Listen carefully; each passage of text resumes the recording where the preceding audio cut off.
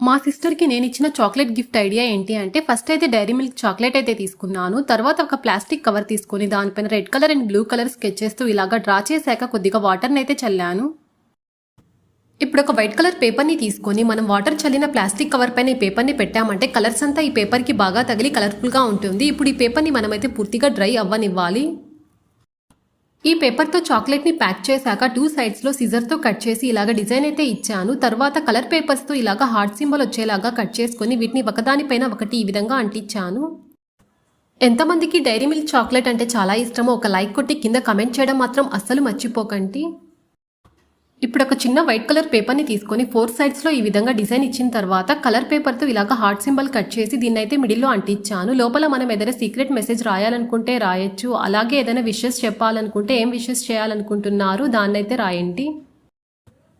ఫైనల్గా ఈ చాక్లెట్ పైన ఈ విధంగా డెకరేషన్ అయితే చేశాను. లాస్ట్లో ఇలాగ బర్త్డే విషెస్ అయితే రాశాను. మా సిస్టర్కి ఇలాగ చాక్లెట్ గిఫ్ట్ అయితే ఇచ్చాను. ఎంతమందికి ఈ గిఫ్ట్ ఐడియా నచ్చిందో ఒక లైక్ కొట్టి కింద కమెంట్ చేయండి.